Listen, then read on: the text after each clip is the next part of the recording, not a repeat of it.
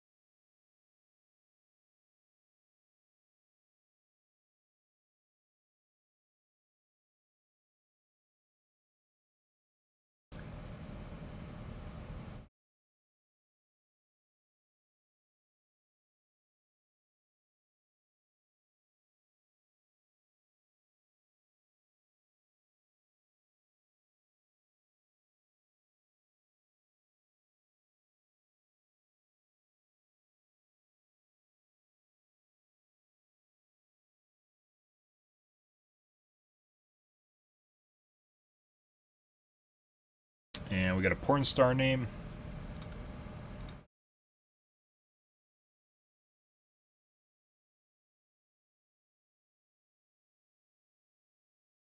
Crass name. Take this shit up. Currently a TTV with the crass name.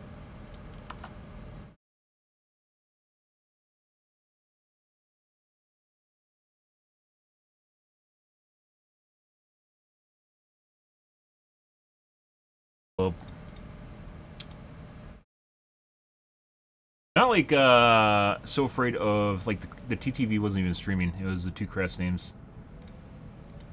TV was one of the crass names too. I don't care if TTVs are my game as long as they aren't streaming.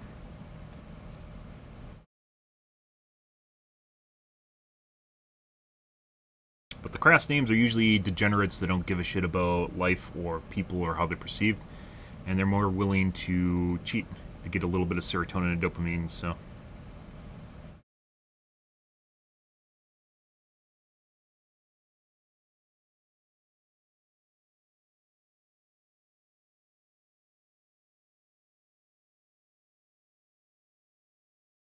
We'll play a game, guys, don't worry. It's Sunday night, and that's gonna happen, so.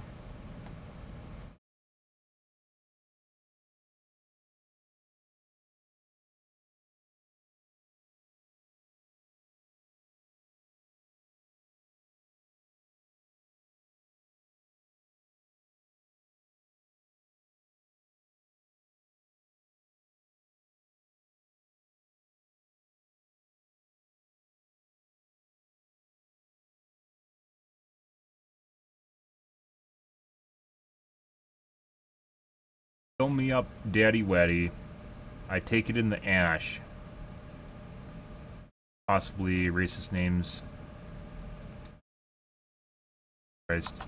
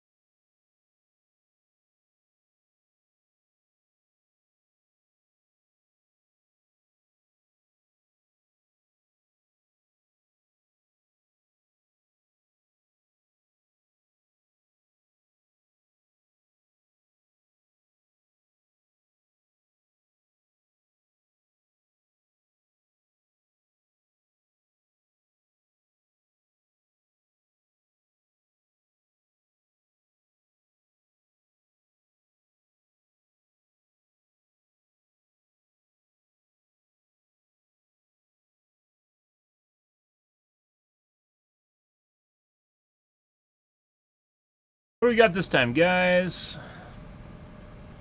Other profile and a bunch of globes.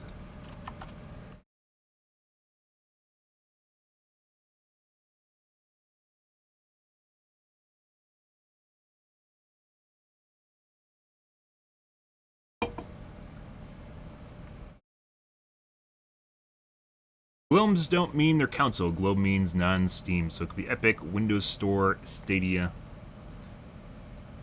Not Steam.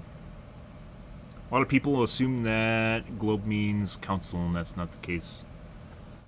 Perfect haven for cheaters, because people can't look at your profile and they can't see your VAC bands.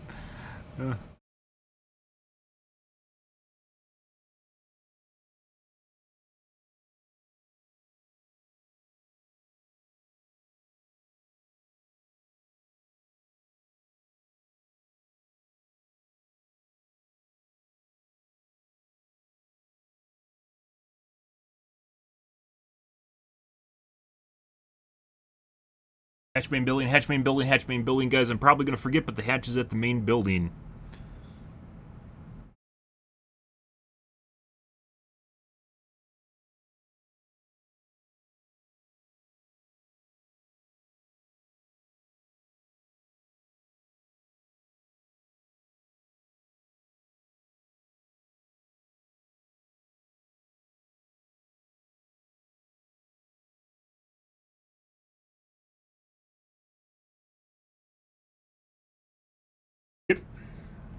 And these are probably not globes based on how fast we loaded here.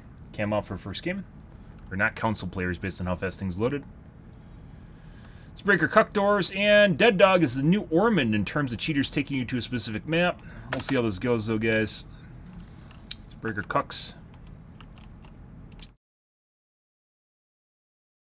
This was the map.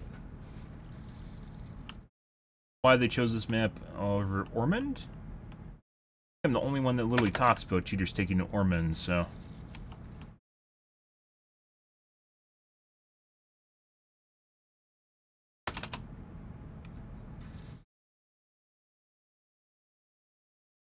like doing platforms first. They might be on that left gen too. We're gonna check back.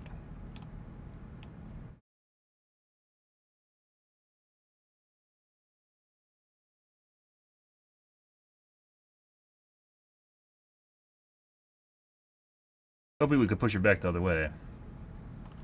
Okay. Drop. Oh. I think there's a guy back there. One at the gen in front on the right, though. Go over here. Okay.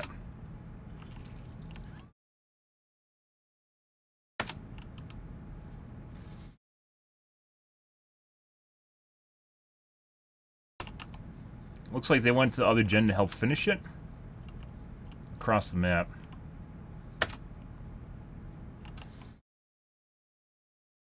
Yeah, they're on the other side. That was even one of the gens that was on my radar.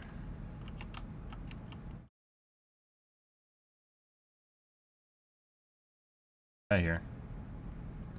Saw one? No. Right.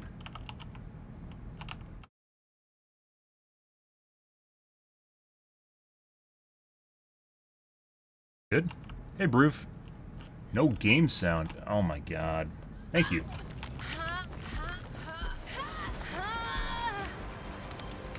How long that's been like that? Oh, actually, since I restarted the game. Like a pull.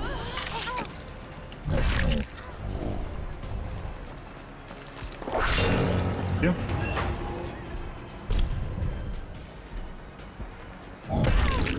Body blocks. Very close to phase 2. Sometimes it doesn't show the animation if they get phase 2. W key. No. Appreciate it, dude. Get people lurking and tuning out because I'm waiting for a game to start and then just no one says anything. Because we don't know the game's actually going. We aren't going to go downstairs because I want a front base.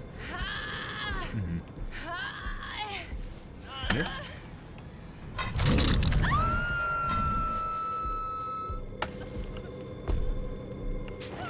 $14 seconds. I don't think we can make the gen over here.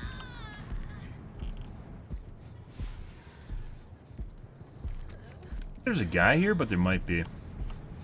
We'll go tap it. She might get unhooked behind us. I think they're going to min-max time, which is what a good squad will do, but maybe not. Good. You're going to hook camp and then they just leave. Gives you time to actually go and do stuff without anyone around.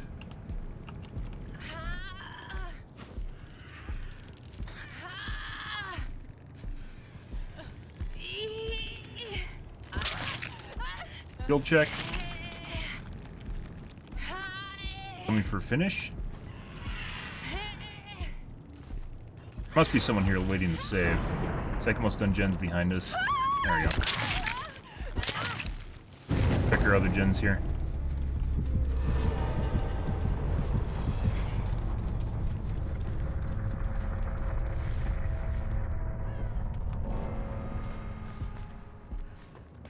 But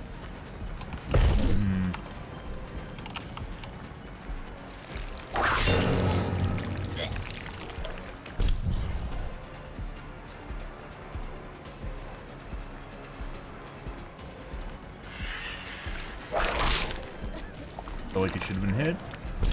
Very close. Huh?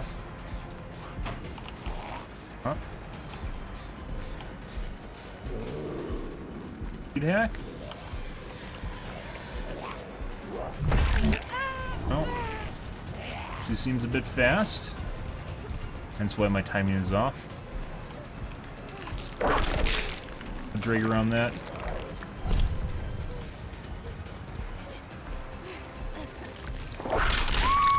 Go back into it. I think those guys are on the gen behind us, or on the right. Over here.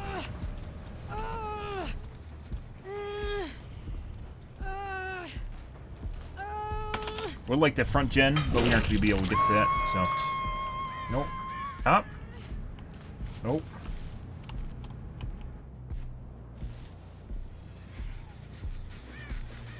Both over here. Other guy probably went and hit on us. Back. We need to reset the zombie here.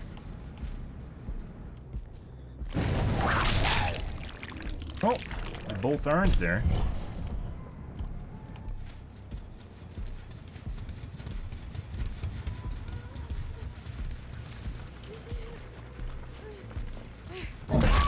OTR, very weird.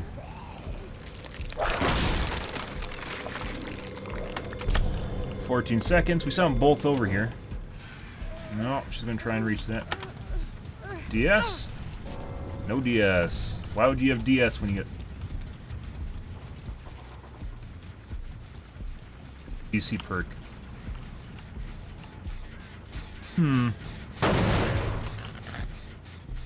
Once again, they're adding an extra 10 seconds to the game in the form of longer BT and then 10% speed on top of it, but they don't even run OTR or DS right now. There's a guy right there, but we're gonna control of our gens instead. She didn't even double back to that. Okay. That's weird.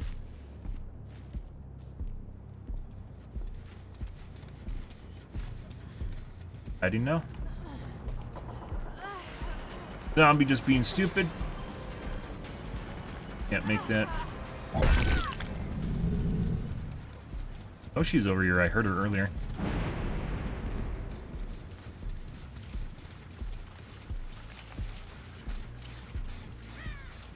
Building, maybe? Normally they reboot in the same spots. Oh, there we go. Thank you, zombie.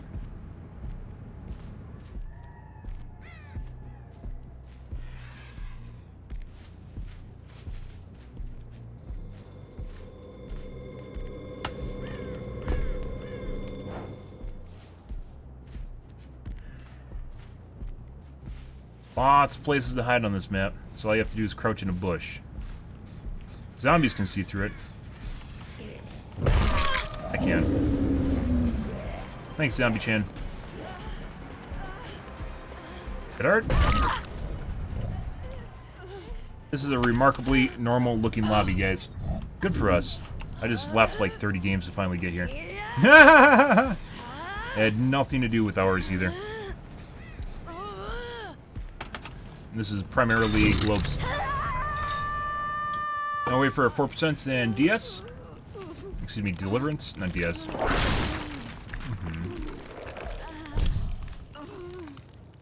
Good, good, good.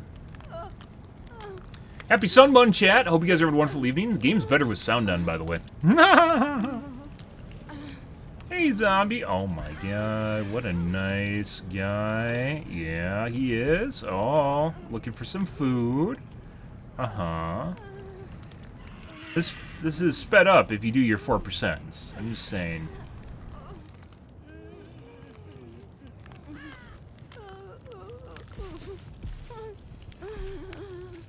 Are you looking for some tentacle? Oh yeah? Is that what we're waiting on? Some tentacle here? Mmm, the hentai. I didn't know Jill was a fan of tentacle. This is Jiller and Mia. Hattie. No, this is Jill.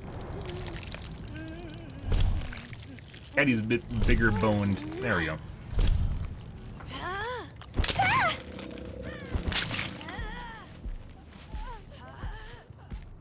You think she's in a dead spot right now? I don't think she is.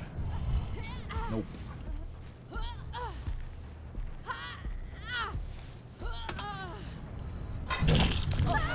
There's Eddie. Now we look for our 4% and Deliverance again. A 4% for me kind of feels that way. Last one's a charm.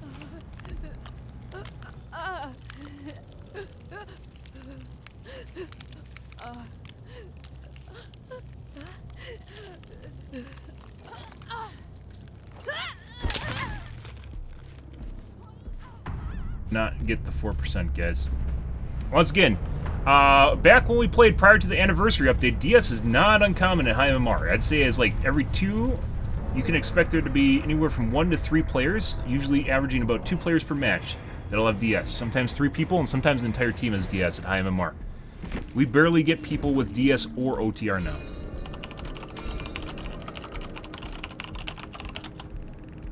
We have no OTR on the Joe. No DS. And right now, OTR is about 1 in 4, and DS is about 1 in 5 or 1 in 6 players will have DS. And very, very rarely will you get a DS in OTR. Despite the fact that tunneling and camping is apparently enough of a problem, where BHVR is increasing base cap BT substantially. Yeah. But they don't run OTR or DS. Yep. Good strats, right?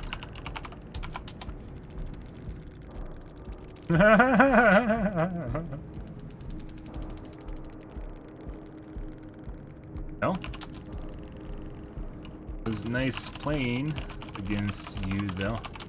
Blocking doesn't do any making, by the way.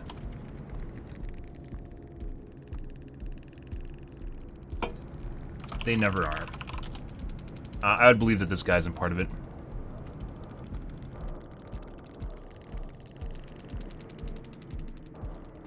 Stops you from communicating through Steam. Streamers perpetuating stuff that doesn't work. So there are some streamers that will block people. Blocking people doesn't actually prevent you from getting in lobbies, it just allows you to see that you blocked them, and then you can use it as a flag. I don't deserve to get teabagged in end gates either, but it happens. In this case, this is functional, not there to make you sad. Cheer up. You could be a great killer. We'll try and convert.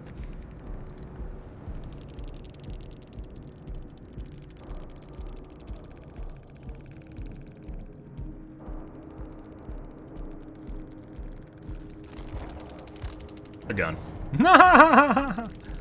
I'd believe that this guy was solo. I'm pretty sure it was a 3-man though, but not very good. Once again, kind of weird. I mean, I sorted through a lot of games before I got that one. Mainly, we dodged games, vac bans, clan tags, if people seemingly get into my games multiple times. Weirdly enough, which generally doesn't happen.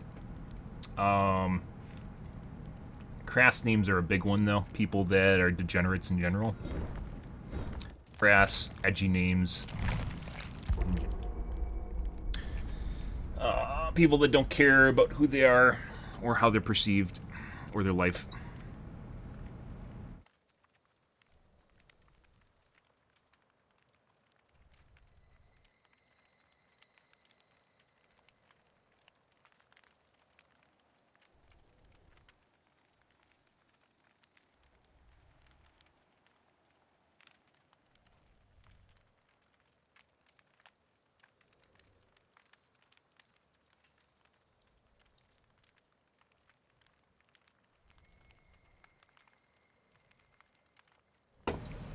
We do need to play some Doctor tonight, so maybe we'll do like one more and then we'll play Doctor. Can't get too comfortable, guys. I love playing fucking Nemesis. Nemesis is my boy.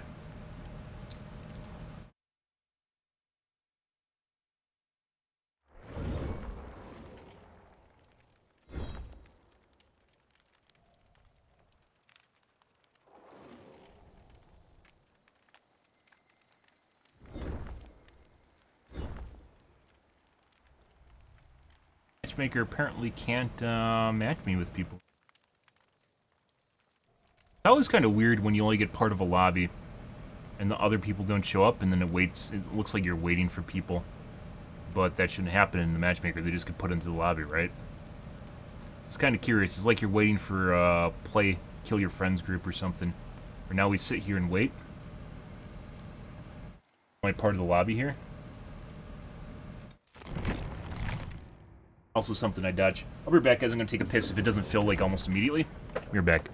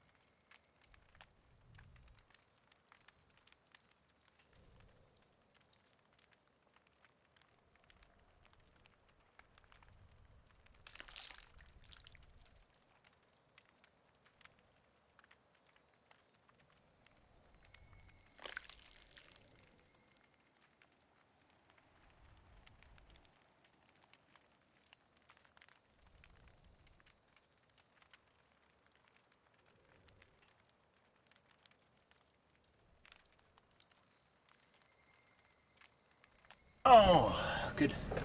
Ask these guys. Oh, excuse me.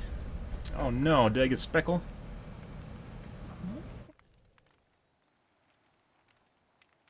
Just barely. By the way, if you guys didn't know, if you get something on your glasses like semi-liquid, if you take some sort of absorbent material, like paper towel or something, and don't smear it, but you use just enough so the paper towel will suck it up, it'll generally leave no smears in any way, shape, or form. You can do it for a lot of different things, right? So if you have a spill on the ground, for instance, you put paper towel on top of it, and you lightly put some pressure on it, it'll start sucking it out of, like, let's say the carpet or off the ground, right? Because of I don't know, there's some sort of scientific thing behind it. Because of absorbent materials. And then it doesn't leave a stain. Usually it doesn't leave a stain if you do it right. There's a tiny little bit there. I need to clean my glasses anyways. It's not the same thing if I'm like, oh, and then you all over your glasses. I can't handle cleaning my glasses with, like, my shirt or something. It just makes everything worse. It just smears all your juices on your glasses around and stupid shit on there. Dish soap, by the way, is the best way to clean your glasses if you're curious. Hands down, sunglasses or normal glasses, use just normal dish soap. It's a degreaser. You rub it around the lenses, and then you rinse it. I forgot to turn on my stream snipe protection. You rinse it underwater, and you use the water to rinse off the other water. You use it as like a hydro wiper. I don't know what to call that. So it just like pulls the force from the water will actually pull it off, and you end up with almost completely clear glasses. It's beautiful. It's a thing of beauty, guys. I hate having spots on my glasses. There's going to be tiny little bits of water left, but those can usually just dry. If you just leave them on there, those dry out. And it looks fantastic. Perfect way to clean the glasses, guys. Got you covered. Yeah, dish soap, it works on a lot of things. Just normal, everyday dish soap for cleaning dishes. Degreaser, it's fantastic.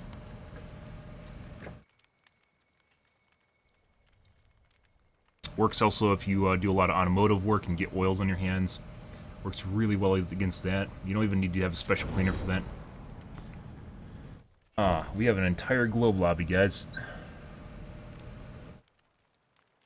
We have duplicate skins. I think we're gonna play duplicate skins, guys. I'm not a fan. Yeah. People will wear exactly the same skin to confuse you. Yeah.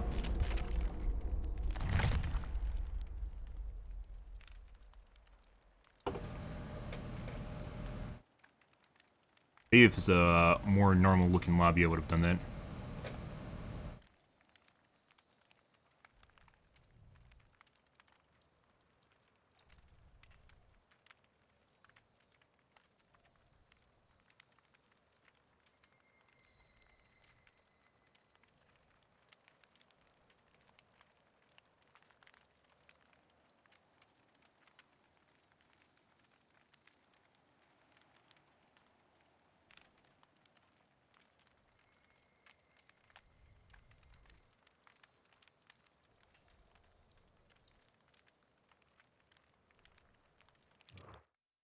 Got this time. Luckily our queues are pretty fast, so this isn't a big deal. Can't be as picky if the queues go slower. Ah, we got the porn star from earlier that got into my game again, which we dodged earlier. Cool. Person. As once again, when they put in the new stream anti-stream options, I'm still gonna have my standby screen up, and I'm gonna have to turn the toggle the names on and off so I can see them in the lobby, and I can see who I'm playing against prior to launching, so I can screen them.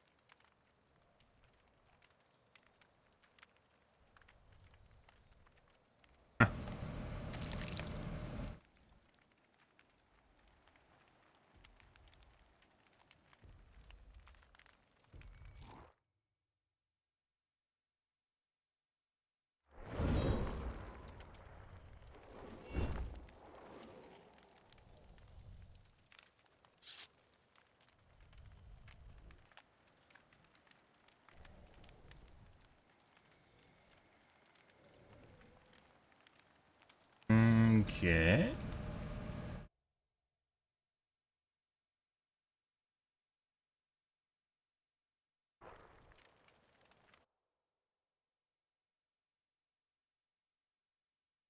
Grandma touches me. Your mom touches me.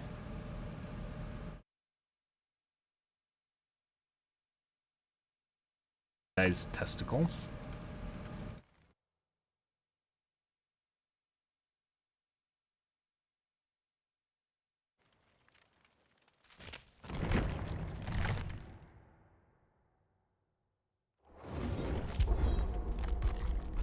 Ask him.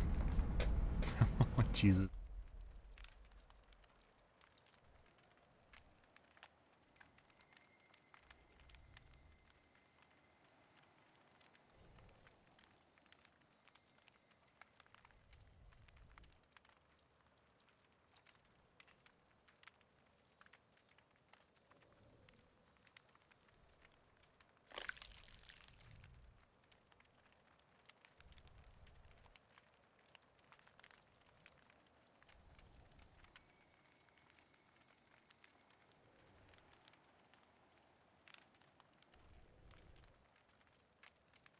Do do do do do do do do do do do. We're probably gonna have to just take a random cue here, guys. Do do do do do do do do do do do.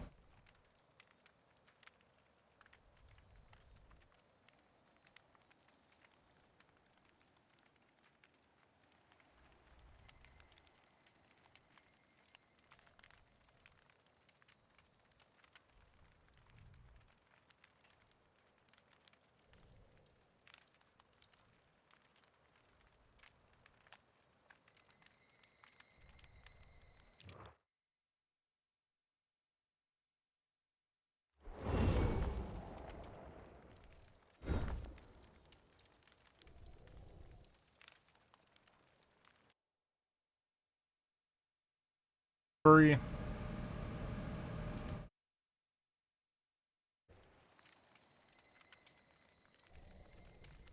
Oops.